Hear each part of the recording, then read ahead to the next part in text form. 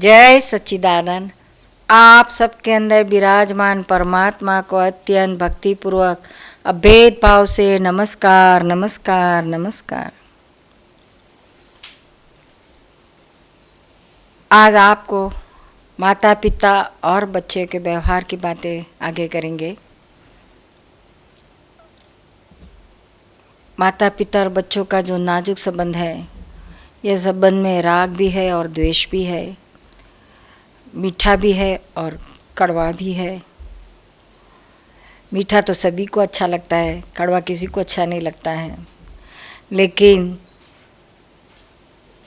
कुदरत का नियम है, आपको जब मीठा अच्छा लगता है तो कड़वा आपके सामने आएगा ही, वो भी आपको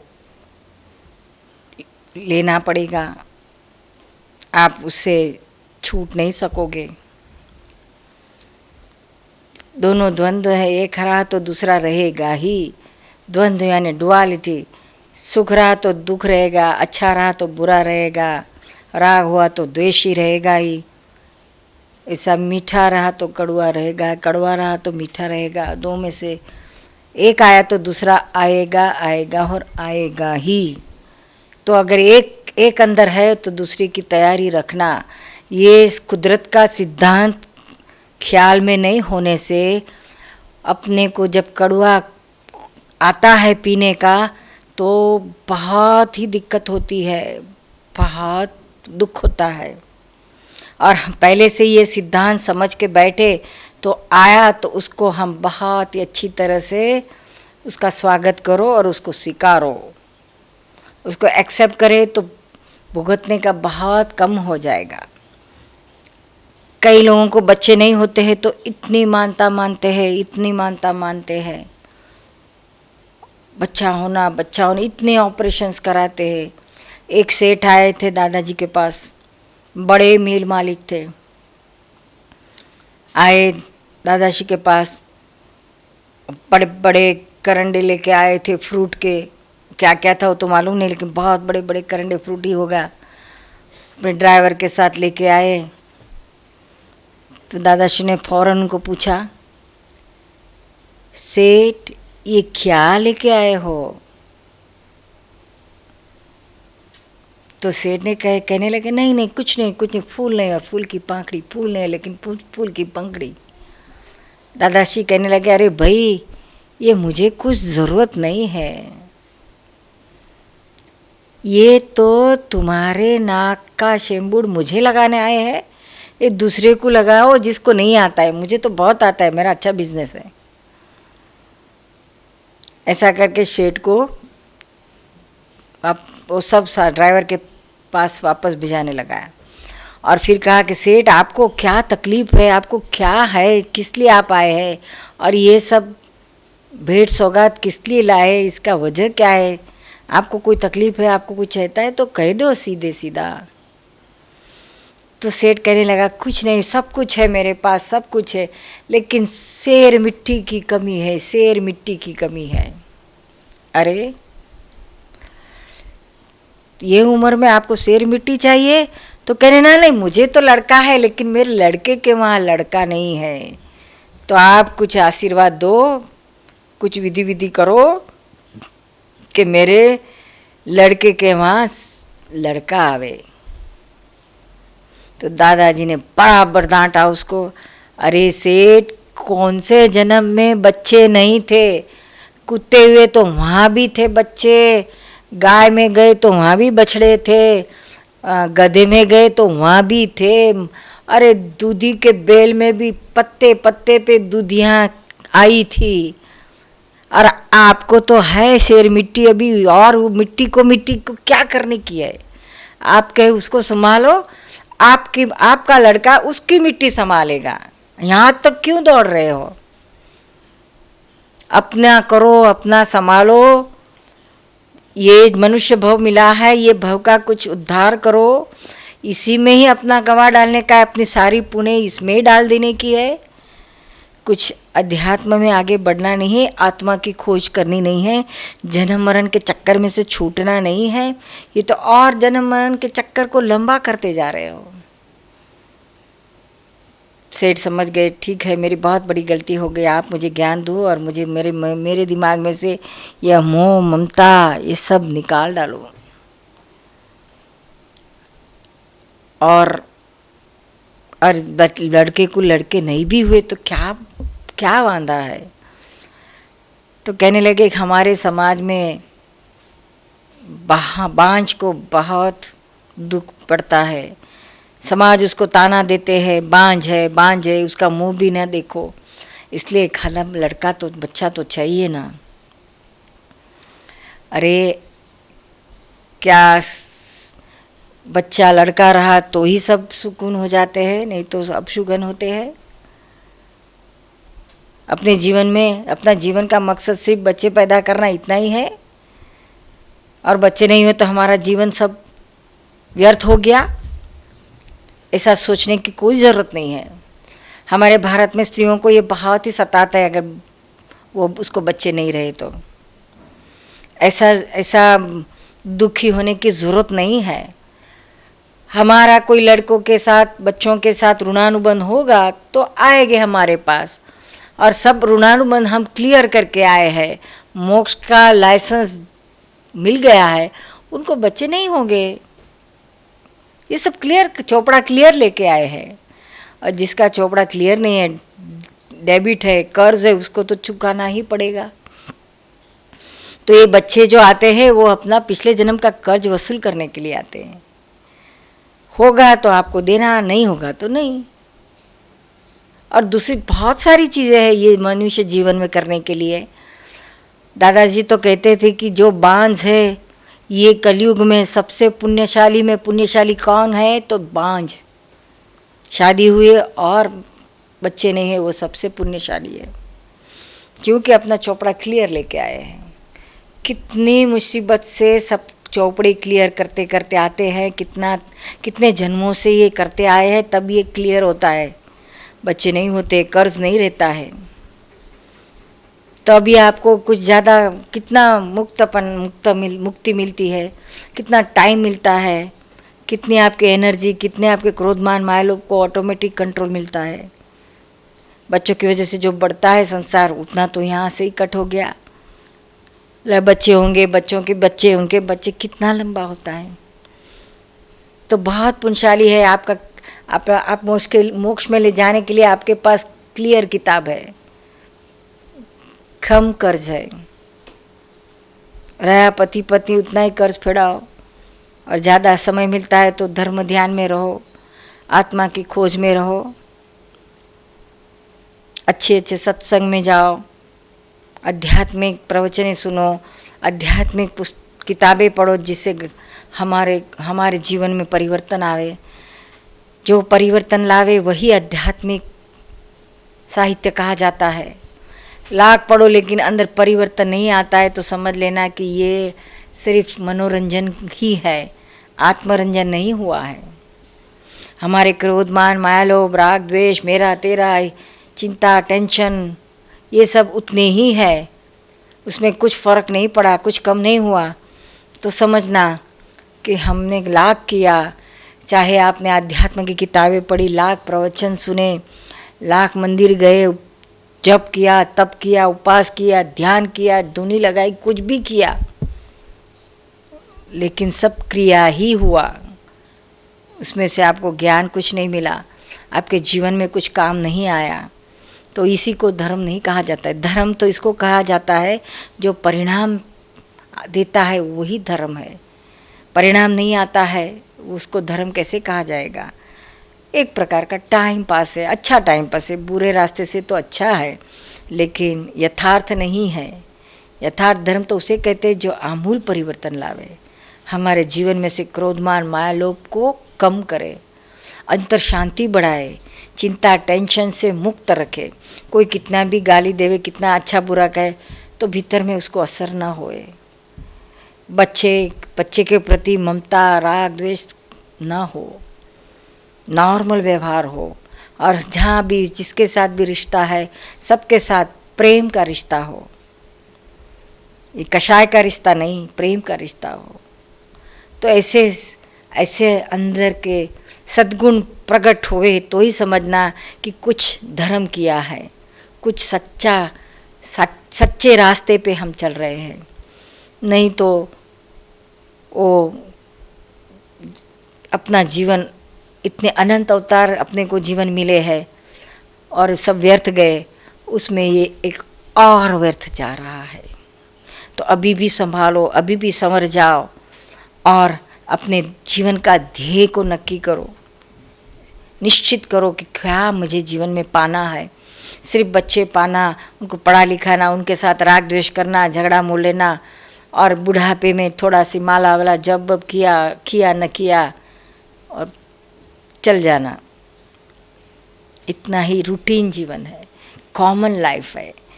ये कॉमन लाइफ के लिए मनुष्य जीवन नहीं है, ये लाइफ मोक्ष प्राप्त करने के लिए है। संसार के जन्म मरण के चक्कर में से छूटने के लिए ये मनुष्य भाव है, बहुत कीमती है। 84 लाख योनि में से 1 इंद्रिय, 2 इंद्रिय, 3 इंद्रिय, पंचेंद्रिय करते करते और कितने पंचेंद्रिय में भी जानवरें, पशु पंक्षी, जलचर, ये सब योनि में से पसार होके आखिरी में ये मनुष्य भाव मिलता है। उसमें भी हमारे भारत का संस्कारी मनुष्य भाव मिलता है और वो भाव का सदुपयोग यदि न करे तो इतने अनंत जन्म हमारे व्यर्थ गए, उसमें एक और व्यर्थ चले जाएगा।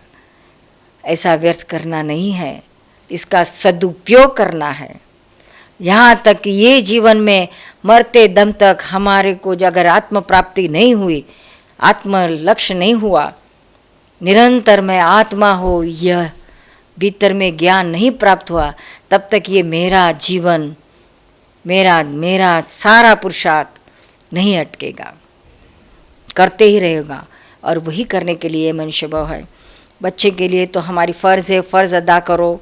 मोह ममता में ज़्यादा पढ़ने की ज़रूरत नहीं है, प्रेम से करो जितना हो सके उतना। अंदर से बहुत ही दुखी होने की ज़रूरत नहीं है। बच्चे ना हो तो इतना बुरा लगाओ मत। अपने मोक्ष के रास्ते में जाने के लिए आपको बहुत मोकला मार्ग मिल गया है, उसका उपयोग करो और जो भी है उसको एक्सेप्ट करो, वास्तविकता को एक्सेप्ट करो। फिर इसके बाद कौन पुण्यशाली दूसरे नंबर में, तो जिनको बेटियाँ हैं, बेटे नहीं हैं। बेटी हुई तो 20-22 साल की होगी, शादी करके अपने ससुराल चली जाएगी, फिर उसका संसार वहाँ है, हमारा पूरा हो जाता है, हमारी फ़र्ज़ पूरी हो जाती है, क्लोज़ हो जाता है उसका अकाउंट, तो वही पुण्यशाली है। और फिर नंबर आता है लड़के वालों का, जो शादी होके बहू आती है, बहू और बच्चे आते हैं, और ग्रैंड सन, ग्रैंड चिल्ड्रन, तो और संसार बढ़ता जाता है। अपने अकाउंट का क्रेडिट डेबिट बढ़ते ही जाता है। कलयुग में क्रेडिट की आशा मत रखो, डेबिट ही रहता है। सब कोई आते हैं आपके पास, वो वसूल करने के लिए आते हैं, कर्ज देने के लिए नहीं आते हैं। बहुत पुण्यशाली है माता पिता जो अपने बच्चों के पास से कर्ज वसूल करते हैं, हालांकि बच्चे ही माता पिता के पास वसूल करते हैं कर्ज। ये कलयुग का ज़माना है। तो ये माता पिता ने ये समझने की ज़रूर है। हमारे पास एक बहुत मल्टी मिलियनर डॉक्टर फैमिली थी, उनको बच्चे नहीं थे, वो आए हमारे पास, सब तैयारी कर, वेस्ट फॉरेन में थे, सब तैयारी की थी एडॉप्ट करने की, गोद लेने की, एक लड़की को गोद लेने की तैयारी हो गई थी और आखिरी पेपर साइन करने के बाकी थे। हमारे पास आए, कहने लगे आपकी अनुमति लेनी है, आप हमको हमारे अध्यात्म को लक्ष्य में रख के ध्यान सलाह दो कि क्या करें, हम बेटी को गोद में ले या ऐसे ही जीवन पसार करें।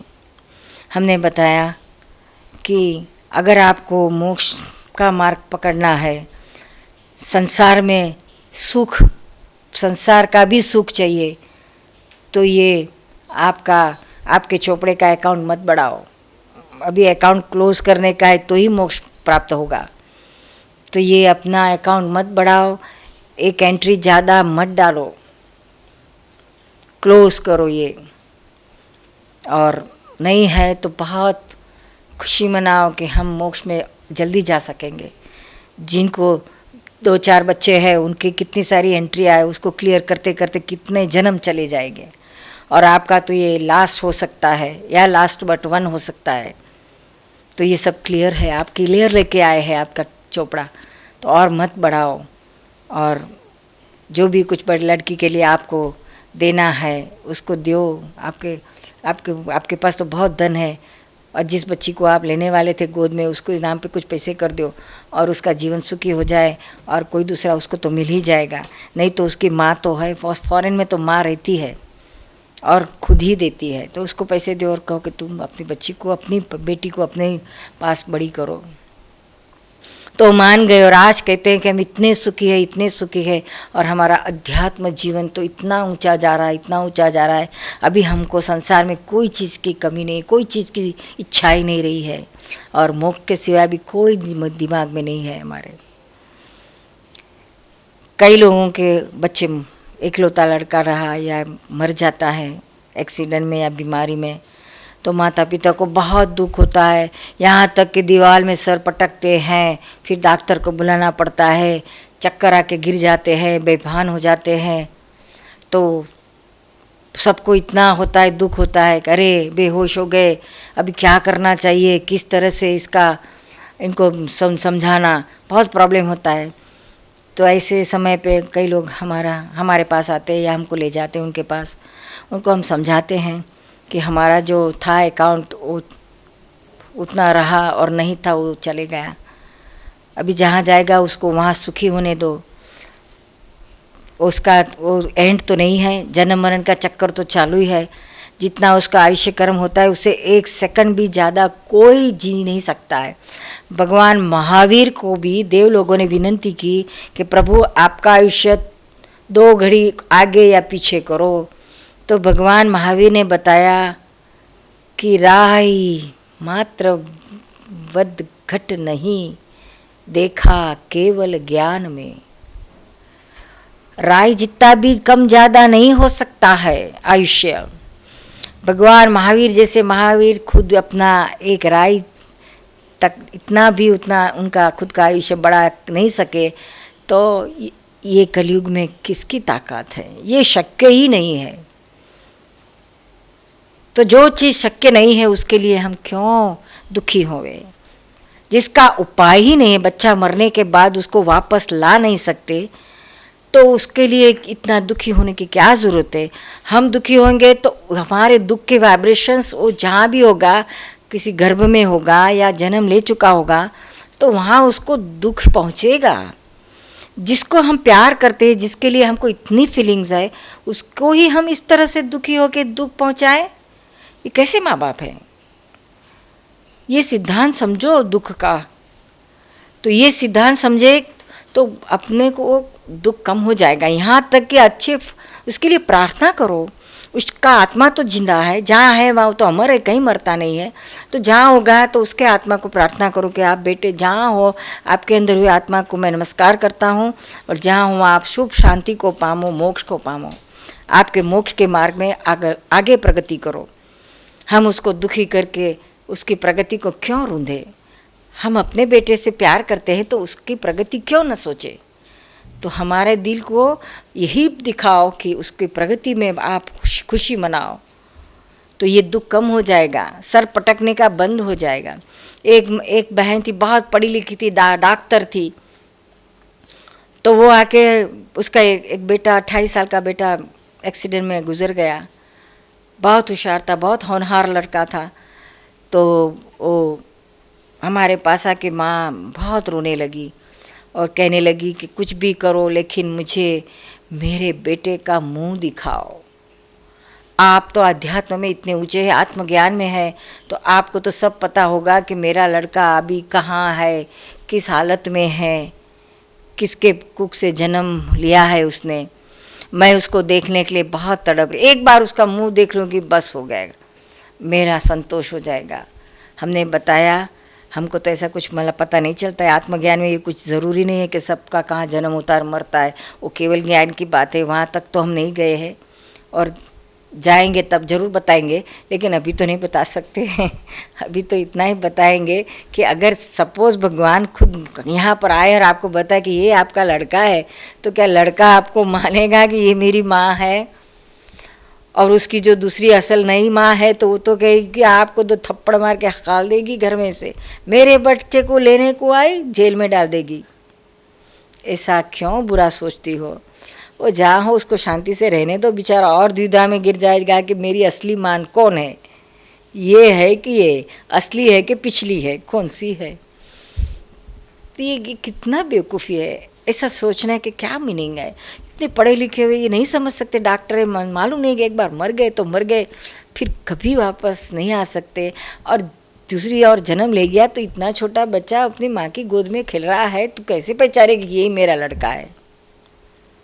हमने कहा कि देखो, हम आपको कुछ गलत फहमी में डालने के नहीं चाहते हैं, आपको झूठ दूसरे कोई मतलबी रहेंगे तो आपको गलत गलत बता देंगे और आपके पास से पैसे ले लेंगे। हम तो किसी से पैसे लेते नहीं हैं और ऐसे गलत फहमी में से बाहर निकालते हैं, डालते नहीं हैं। तो जहाँ है उसके आत्मा की प्रार्थना करो, सुख शांति में रहो और मोक्ष प्राप्त करो। ऐसी प्रार्थना दिन रात जब याद आए तब करे रखो, तो ये कुछ सार्थक होगा। ये रोने धोने से क्या सार्थक होगा?